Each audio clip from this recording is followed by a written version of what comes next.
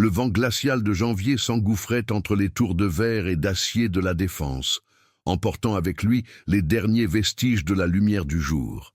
Paris, en cet hiver rigoureux, portait un masque de grisaille impitoyable.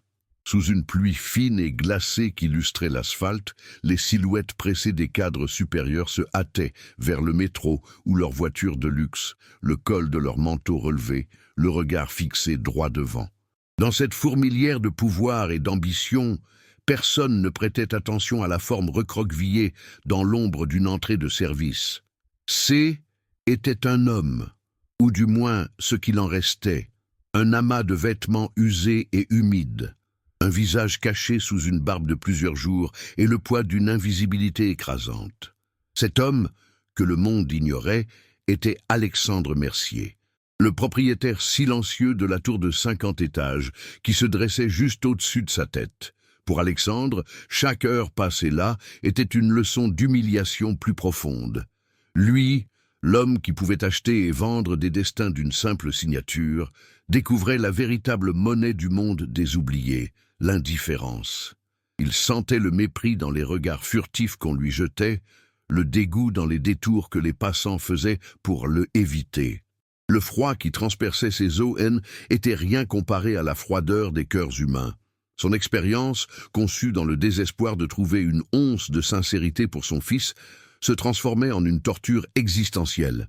Il avait tout, mais ici, assis sur un carton détrempé, il n'en était rien. Le bâtisseur d'empire, le titan de la finance. N était plus qu'une ombre anonyme, un fantôme grelottant dans le royaume qu'il avait lui-même contribué à ériger. Puis, une porte de service s'ouvrit, libérant une bouffée de chaleur et de lumière artificielle dans la nuit naissante. Une femme en sortit, vêtue d'un simple uniforme d'agent d'entretien. Élise Moreau. Ses traits étaient tirés par la fatigue d'une longue journée, mais ses yeux bruns possédaient une lueur douce qui contrastait avec la dureté du décor. Contrairement aux centaines d'autres personnes qui étaient passées, elle ne l'ignora pas. Elle s'arrêta, son regard se posant sur lui non pas avec pitié, mais avec une sorte de reconnaissance silencieuse. Sans un mot superflu, elle ouvrit son sac à dos usé, en sortit une petite marmite encore tiède et un thermos. Elle s'accroupit à sa hauteur, lui tendant le repas. « Vous semblez en avoir plus besoin que moi ce soir, dit-elle simplement, un sourire sincère illuminant son visage fatigué. Le choc fut sismique pour Alexandre. La chaleur du récipient contre ses doigts gelés était une sensation presque oubliée, mais C était la chaleur de son geste qui le terrassa. Ce N n'était pas de la charité. Ce N n'était pas un acte pour apaiser une conscience. C était un partage, un don pur et désintéressé de la part de quelqu'un qui, il le devinait, n'avait pas grand-chose. Il releva la tête, la regardant s'éloigner d'un pas tranquille, et pour la première fois depuis la mort de sa femme, il sentit des larmes chaudes couler sur ses joues sales. C'est pour des moments comme celui-ci, si simples et pourtant si bouleversants, que des histoires comme la sienne doivent être partagées. Si ce récit éveille quelque chose en vous, pensez à vous abonner, car c'est votre soutien qui nous permet de continuer à mettre en lumière ces témoignages d'une humanité profonde. Le lendemain de leur rencontre, Alexandre N était plus le même homme. L'expérience cynique qu'il avait orchestrée avait volé en éclats, remplacée par une quête presque fébrile. Il n'était plus là pour tester l'humanité, mais pour retrouver la seule personne qui lui en avait montré la véritable nature. Revêtu de ces mêmes haillons, il retourna au même endroit, mais le froid mordant de la veille lui semblait différent, comme atténué par la chaleur persistante du souvenir de son geste. Il revoyait sans cesse son sourire fatigué, sentait encore le poids réconfortant de la marmite dans ses mains gelées. Ce N était plus un jeu de rôle. Le milliardaire S était effacé pour laisser place à un homme profondément ébranlé, un homme qui avait entrevu une lumière dans ses propres ténèbres et qui craignait désormais de la perdre à jamais. Il l'aperçut enfin, sortant de la même porte de service, son visage portant les mêmes marques de lassitude. S'approchant avec une hésitation qu'il n'avait jamais connue dans une salle de conseil, il l'interpella doucement. Il la remercia, inventant une histoire pour justifier sa présence. Il lui raconta qu'il s'appelait Jean. qu'il était mécanicien et qu'il avait tout perdu après le décès de sa femme. Cette demi-vérité, puisée dans sa propre douleur, sonnait étrangement juste. Élise, elle, écouta avec une attention dénuée de tout jugement. Son regard brun posé sur lui avec une empathie qui le désarmait. Elle ne lui offrit pas de fausses promesses ou de conseils faciles, simplement une oreille attentive et une présence sincère, un cadeau bien plus précieux que tout ce que son argent aurait pu acheter. Leurs brèves rencontres devinrent un rituel fragile, une parenthèse suspendue dans le tumulte glacial de la Défense. Chaque soir, il attendait sa sortie, et ils échangeaient quelques mots. Il apprit ainsi qu'elle s'appelait Élise, qu'elle jonglait entre 2 emplois pour payer les soins de sa mère malade, recluse dans un petit appartement de banlieue. Elle parlait de ses épreuves sans jamais se plaindre, avec une dignité qui forçait l'admiration. Elle lui confiait les petites choses qui illuminaient son quotidien. Une chanson entraînante entendue dans le RER, la caresse fugace du soleil sur son visage. Pour Alexandre, dont les conversations tournaient autour de fusion-acquisition et de stratégie boursière, la simplicité de son monde était une révélation. Chaque mot qu'elle prononçait creusait un peu plus le fossé de son mensonge, tout en le rapprochant de la vérité la plus essentielle de sa vie. Durant ces journées, Alexandre se sentait de plus en plus étranger à son propre univers. De sa tour d'ivoire, il contemplait l'agitation du parvis, mais ne voyait plus un symbole de sa réussite. Il y voyait une fourmilière d'âmes solitaires, pressées et indifférentes, exactement comme il l'avait été. Les réunions interminables, les sourires calculés de ses collaborateurs, les chiffres défilant sur les écrans, tout lui paraissait d'une vacuité insupportable. L'armure de cynisme qu'il avait forgée après la mort de son épouse pour se protéger du monde ne le protégeait plus. Elle étouffait. Le geste d'Élise avait ouvert une brèche, et la lumière qui s'y infiltrait était à la fois éblouissante et douloureuse. Il commençait à remettre en question chaque aspect de son existence, chaque certitude sur laquelle il avait bâti son empire. Un soir, le visage d'Élise était plus sombre que d'habitude. Elle lui confia que l'état de sa mairesse était aggravé, que les médecins parlaient d'un nouveau traitement coûteux, bien au-delà de ses moyens. Pour la première fois, il entendit une fêlure dans sa voix, une peur nue qu'elle ne parvenait plus à dissimuler. L'instinct primaire d'Alexandre fut de sortir un carnet de chèques inexistant de sa poche usée, de résoudre ce problème comme il en avait résolu tant d'autres, avec de l'argent. Mais dans la peau de Jean, le mécanicien au chômage, il était impuissant. Il ne pouvait lui offrir que son silence et une main sur son épaule. Cette impuissance le rongeait, mais elle créait entre eux un lien d'une authenticité poignante, bien plus fort qu'un virement bancaire. Il comprit qu'elle n'avait pas besoin d'un sauveur, mais d'une épaule sur laquelle s'appuyer. Le conflit intérieur le dévorait. Il tombait amoureux d'Élise, de sa force tranquille, de sa bonté inébranlable, de la lumière qu'elle dégageait malgré ses propres ténèbres. Il voulait l'arracher à cette vie de sacrifice, lui offrir la sécurité et la paix, la présenter à son fils Léo. Mais comment construire quoi que ce soit sur une supercherie, l'homme pour qui elle commençait à éprouver de l'affection, ce Jean, meurtri mais digne, ne était qu'une illusion. Il visualisait la scène de la révélation, le choc dans ses yeux, la douleur de la trahison, le mépris qui remplacerait la compassion. Le stratagème qui devait être une simple expérience était refermé sur lui comme un piège. Il était prisonnier de son propre mensonge, terrifié à l'idée que la vérité, en le libérant, pourrait détruire la seule chose authentique qu'il ait trouvée depuis des années. Avant de faire voler en éclats son monde, il sentit le besoin de comprendre le sien. Il lui demanda où elle vivait, et elle lui décrivit son quartier en banlieue, un lieu à des années-lumière du Paris des cartes postales. Le week-end suivant, délaissant ses costumes sur mesure pour des vêtements anonymes et sa voiture de luxe pour un modèle banal, il s'y rendit. Il marcha dans ses rues, observa les façades modestes, les petits commerces de proximité, les jardins partagés. Il comprit la réalité de ces longs trajets en transport en commun, de la pression financière constante. Ce N n'était pas une visite touristique dans la misère, mais un pèlerinage nécessaire. Il cherchait à saisir l'essence de la femme derrière l'uniforme, à comprendre le terreau dans lequel avait poussé une âme si résiliente. Cette immersion dans sa réalité renforça sa terrible résolution. Il devait lui dire la vérité, quel qu'en soit le prix. Parallèlement, il tenta de préparer son fils. Il commença à parler à Léo, un garçon de 8 ans devenu silencieux et distant depuis la mort de sa mère. Il lui parlait de la gentillesse, de la valeur des gens qui ne se mesurent pas à la taille de leur maison ou de leur compte en banque. Léo écoutait avec une curiosité méfiante, son cœur d'enfant restant farouchement fidèle au souvenir de sa mère. Un jour, Alexandre lui montra une photo d'Élise qu'il avait prise à la dérobée avec son téléphone. Un cliché simple où elle souriait malgré la fatigue.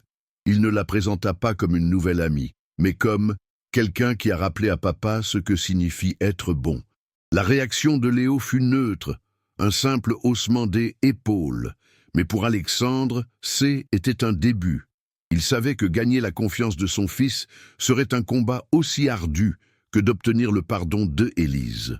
Le point de bascule survint un soir où une tempête de neige s'abattit sur Paris, figeant la ville sous un linceul blanc. Élise était en retard, et une angoisse irrationnelle s'empara d'Alexandre. Il l'attendit des heures, le vent glacial fouettant son visage. L'inquiétude le rongeant plus que le froid. Quand elle apparut enfin, silhouette fragile luttant contre les bourrasques, elle était transie, le visage exsangue. Son train avait été annulé, elle avait marché des kilomètres dans la neige pour ne pas manquer son deuxième service. Sans réfléchir, il retira le lourd manteau usé de son déguisement et le posa sur ses épaules. « Vous ne pouvez pas continuer comme ça », lâcha-t-il. Sa voix chargée d'une émotion brute qui effaçait leur rôle. À cet instant, il n'était plus ni milliardaire, ni sans-abri, juste un homme terrifié à l'idée de perdre celle qui était devenue son phare. Dans cet instant de vulnérabilité partagée, sous les flocons qui dansaient autour d'eux, les barrières invisibles s'effondrèrent. Élise le regarda, voyant au-delà du faux mendiant, et accepta son geste sans un mot. Elle se blottit dans la chaleur du manteau, et une lueur de confiance remplaça l'épuisement dans ses yeux. « Parfois, j'ai l'impression d'être seule à me battre contre tout, » murmura-t-elle, son souffle formant un nuage blanc dans l'air glacé. « Vous n'êtes pas seul, » répondit-il, et ces mots simples sonnaient comme un serment qu'il se faisait à lui-même. C'est à ce moment précis qu'il sut qu'il ne pouvait plus reculer. Le mensonge était devenu un fardeau trop lourd, une insulte à la pureté de ce qu'il ressentait pour elle. La vérité devait éclater, et vite. Le lendemain, Alexandre orchestra la confrontation. Il demanda à son assistante, sans fournir la moindre explication, de faire monter Élise Moreau, agent d'entretien, à son bureau au dernier étage, à la fin de son service. La peur lui nouait l'estomac. Il avait répété 100 discours dans sa tête, mais tous lui semblaient désormais creux et manipulateurs.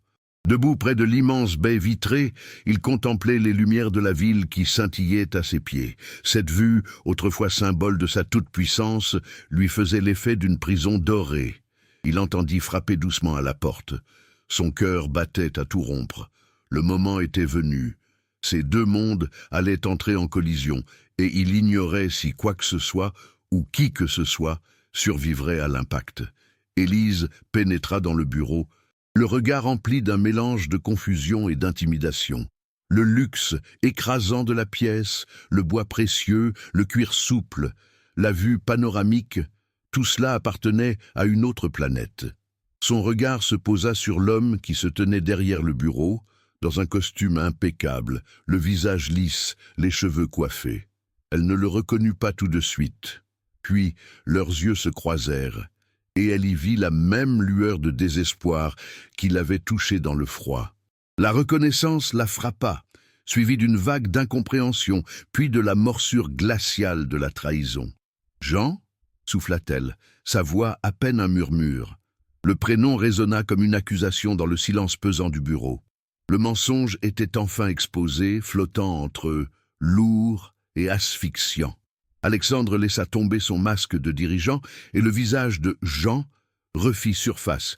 Mais cette fois, il était brisé par la culpabilité. « Oui, c'est moi », murmura-t-il, sa voix n'étant plus qu'un écho de l'autorité qu'elle commandait habituellement. Le nom était un mensonge. Tout était un mensonge. Il fit un pas vers elle, les mains légèrement levées dans un geste d'apaisement, de reddition. « Je n'ai jamais voulu vous blesser, Élise. J'ai commencé cette mascarade pour une raison que je ne pouvais expliquer à personne, mais en vous rencontrant, tout a changé. Ce qui a commencé comme une expérience cynique est devenu la chose la plus réelle de ma vie. La vue de la ville scintillante derrière lui ne semblait plus être un atout, mais un témoin silencieux et écrasant de la supercherie qu'il avait orchestrée. Un décor grandiose pour une trahison intime. Élise ne recula pas. Elle resta immobile, sa dignité formant une armure invisible autour d'elle. La douleur dans ses yeux était vive, mais elle était mêlée à une colère froide et tranquille. « Une expérience ?» répéta-t-elle, le mot sifflant comme un poison dans le silence opulent du bureau. « Alors, c'est ce que j'étais, un rat de laboratoire pour un homme riche qui s'ennuyait ? Vous vouliez voir si la petite femme de ménage avait assez de cœur pour partager son maigre repas avec un pauvre type ? Mon Dieu, vous devez être si satisfait de vos résultats. » Chaque mot était une lame, et elle les plantait avec une précision chirurgicale. Elle sentait l'humiliation lui monter aux joues, le souvenir de chaque conversation, de chaque confidence partagée, désormais souillée par le venin du mensonge. Elle se retourna, non pas pour fuir, mais pour mettre fin à la pièce de théâtre. « Je vous demande pardon, monsieur Mercier. Mon service est terminé. » Les jours qui suivirent furent un purgatoire pour Alexandre. Le silence d'Élise était plus assourdissant que n'importe quel reproche. Il la voyait de loin, une silhouette affairée dans les couloirs, mais elle était devenue une forteresse inatteignable. Son propre monde lui semblait plus vide que jamais. Puis, la véritable crise frappa, non pas sur les marchés financiers, mais dans le silence feutré de sa demeure. Léo tomba malade. Une fièvre brûlante que les médecins ne parvenaient pas à endiguer. Dans son délire, le petit garçon appelait sa mère, son corps secoué de frissons, refusant tout soin. Alexandre se sentit plus impuissant qu'il ne l'avait jamais été. Tout son argent, tout son pouvoir, ne valait rien face à la douleur de son fils. Dans un acte de désespoir absolu, il composa le numéro d'Élise. « S'il vous plaît ?» la supplia-t-il, sa voix brisée. « C'est mon fils, je ne sais plus quoi faire. » Quand Élise arriva, elle traversa le hall en marbre de l'hôtel particulier, sans un regard pour le luxe qui l'entourait. Son attention était entièrement tournée vers le petit garçon qu'elle n'avait jamais rencontré. Elle entra dans la chambre de Léo, s'assit doucement sur le bord du lit et posa sa main fraîche sur le front brûlant de l'enfant. Elle ne tenta pas de remplacer sa mère. Au lieu de cela, elle commença à lui parler d'une voix douce et apaisante, lui racontant des histoires simples sur la façon dont sa propre mère s'occupait d'elle quand elle était malade, lui chantonnant de vieilles berceuses. Peu à peu, la tension quitta le petit corps de Léo. Sa respiration se fit plus calme et il finit par s'endormir, sa petite main agrippée à celle d'Élise. Depuis l'encadrement de la porte, Alexandre observait la scène, complètement anéanti par la puissance de ce simple geste de tendresse. Plus tard, il la retrouva dans le jardin silencieux, sous un ciel d'encre parsemé d'étoiles. Il n'essaya plus de se justifier. Il lui offrit la vérité, nu et désarmé. « J'ai passé des années à chercher quelque chose que l'argent ne pouvait pas acheter. J'ai menti pour le trouver, mais la vérité, c'est que je n'étais pas digne de vous.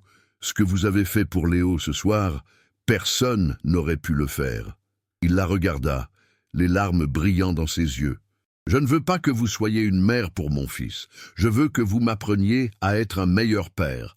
Et si vous me le permettez, je veux apprendre à construire une nouvelle famille avec vous.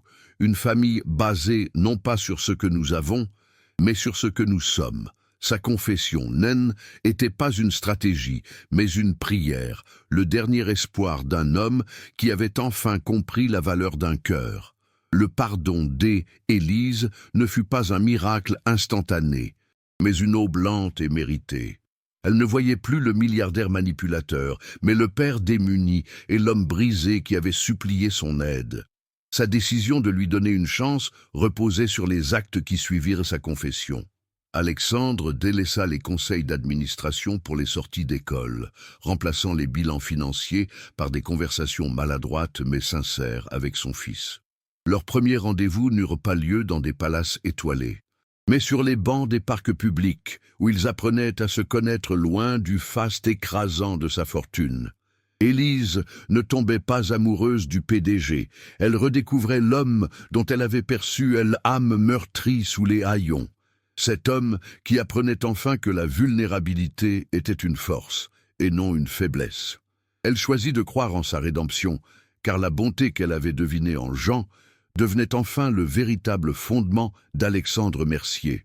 Leur mariage fut une cérémonie intime, un engagement célébré loin des flashs des photographes et des chroniques mondaines. La présence discrète d'Élise devint rapidement la boussole morale d'Alexandre. Guidé par son empathie, il créa la Fondation Hélène Mercier, en l'honneur de sa défunte épouse, une organisation puissamment dotée pour offrir un soutien concret aux femmes en situation de grande précarité. Mais le changement le plus radical eut lieu au sein même de son empire. Il imposa une réévaluation complète des salaires et des conditions de travail de tous les employés de service, s'assurant que chaque agent d'entretien, chaque veilleur de nuit, reçoivent une rémunération digne et des avantages sociaux complets. Face à un conseil d'administration stupéfait, il déclara que la véritable valeur de leur groupe ne se mesurait pas à son cours en bourse, mais à la dignité de chaque personne qui contribuait à son succès. Une leçon apprise sur un carton détrempé. Avec une patience infinie, Léo apprit à faire confiance. Élise n'essaya jamais de prendre la place de sa mère. Au contraire, elle l'aida à en chérir le souvenir, plantant avec lui un jardin de roses blanches, les fleurs préférées d'Hélène, un sanctuaire de paix au cœur de leur nouvelle vie. Elle réintroduisit le rire et la chaleur dans les couloirs silencieux de l'hôtel particulier, montrant à Alexandre que la paternité ne consistait pas à pourvoir, mais à être présent. Ils devinrent une famille non par un acte notarié, mais au fil des petits déjeuners partagés, des disputes autour de jeux de société et du réconfort tranquille d'une soirée passée à lire ensemble. C'est en étant témoin de telles reconstructions que l'on se souvient de la force d'une seconde chance. Partager ces récits d'espoir est notre raison d'être, et votre soutien en vous abonnant est ce qui nous permet de continuer. 5 ans plus tard, par une soirée de janvier glaciale, une scène se déroula sur le parvis de la Défense, écho d'un souvenir et promesse d'avenir.